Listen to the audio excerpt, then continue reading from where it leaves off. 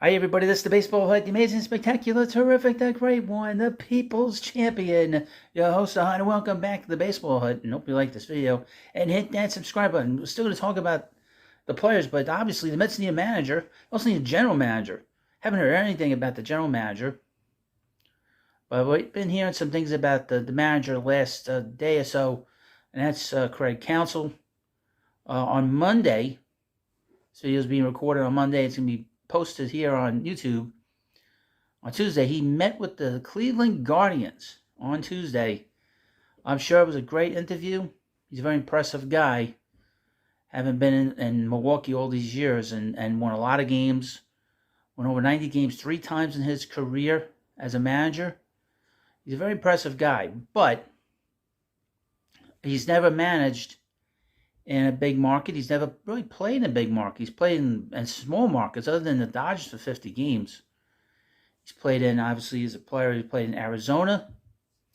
And we know with the World Series going on at the moment, that's going to be an interesting series, I got to say. He's played in Arizona. He was the winning run in Game 7 in 2001. So it's some interesting moments for him. You know, he played for the Marlins for a while. He played for the Brewers, of course, and he's been a manager of the Brewers for many years, and now he is a free agent. Now, the Mets got early permission to talk to him, and today, on Monday, he was able to interview with the with the Guardians. But here's from Mesmerized Online, which basically lays out everything that's going on with him. It's from a few hours ago. Craig Counsell's next interview is with the Mets, according to The Athletic. The date, however, hasn't been set yet, according to little Andy Martino of SNY. Counsell's been the Mets' top target to replace Buck Showalter after he stepped down after the 23 season. Counsell was manager of the Brewers when Stearns was hired by the organization, and the two built a strong relationship. A couple of things. We've not heard any other names being interviewed by the Mets, or even connected to the Mets, by the way. That's been the most interesting thing about this whole courtship of Counsell. We've not heard any other managers being involved. Now, Stearns said he would not mind giving the job to a guy that doesn't have any experience. But the only name we've heard has been Craig Counsell. I haven't heard any other names, to be honest with you. Due to his personality and resume in Milwaukee, other teams have shown interest in Counsell. He initially met with the Guardians on Monday about their open managerial position. Despite the competition, the New York Post reported the Mets have several advantages to signing him. For starters, Counsell wants to raise the bar for manager salaries across the league. The easiest way to achieve this goal would be to go to the richest owner in baseball. Two, and previously stated, Counsell and Stearns built a great relationship during their time in Milwaukee. I've heard that Stearns is a good boss. He's really very good to get along with. That's important. We've had some guys here a little weird. And the two of them combined for 5 postseason appearances in 8 seasons, including a trip to Game 7 of the National League Championship Series in 2018. The third reason wasn't baseball related, but could be the deciding fact of Counsell signs in New York. The Post reported that Counsell and his wife very much like New York. Still, of all these advantages, the Mets will have to wait on Counsell, while the Athletic reported Counsell's next interviews with the Mets. Little Andy Martino of SNY reported the Mets haven't scheduled the interview just yet. So the thing is about Counsell, and he's a very impressive guy in terms of just his resume. How can he handle being in New York? And he is from Wisconsin. I've mentioned that a few times. And he went to Notre Dame, so he's a Midwest guy. And there are very good jobs out there. I mean, we have the Houston job. That is something to not forget. That is a great job for a manager. And Guardians is a good job too. You go into a situation where that team always has good pitching. Now lately they've had good pitching, but their offense has been lousy. But that's a great job with a great organization. And again, Houston is a great organization. You know, obviously, having won last year, they're going to be looking for a new manager. So just keep in mind, in my view, you can leave it. I could ask the people that are watching this video, do you think that Craig Counsell will be the next manager of the Mets? I think I'm still sticking to this. It's 65-35%. 65% chance he'll be with the Mets in a few weeks as the manager, and 35% he will be somewhere else. There's also a report saying that he is going to the Guardians to talk and have an interview, but the most likely scenario from this one source that I read online was that he will stay in Milwaukee. That's why I'm sticking to the 65%.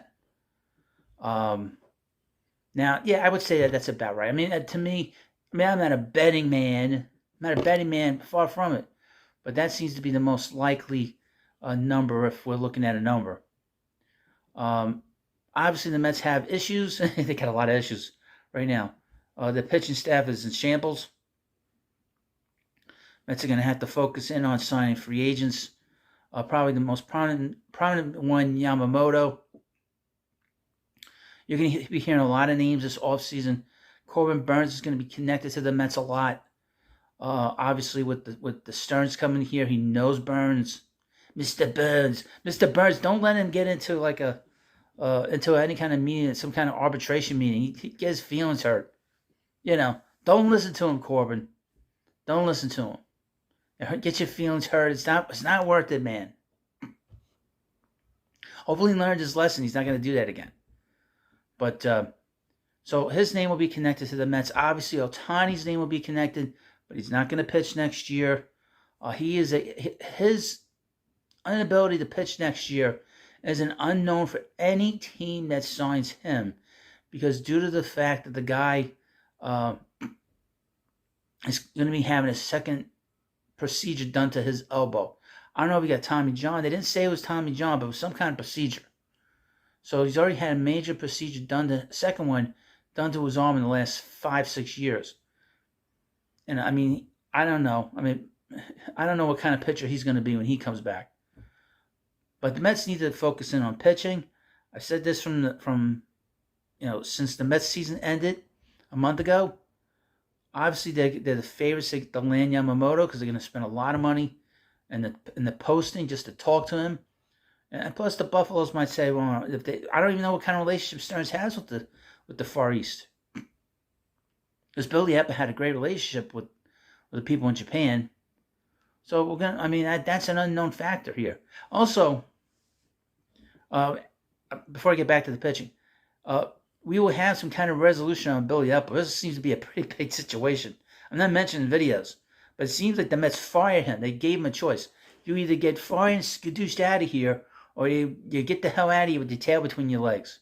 Epler chose the latter. He decided to walk out of here with his tail between his legs. So we'll have some kind of resolution on him by the end of the year, according to Rob Manfred, baseball commissioner. Back to the Mets pitching before I forget. I'm not going to forget that. Second thing the Mets need to do is take a long, hard look. I know they don't want to really get into any deep contracts with any of these, players that are in the major leagues. But look at Aaron Nola. I've been pushing for him pretty good.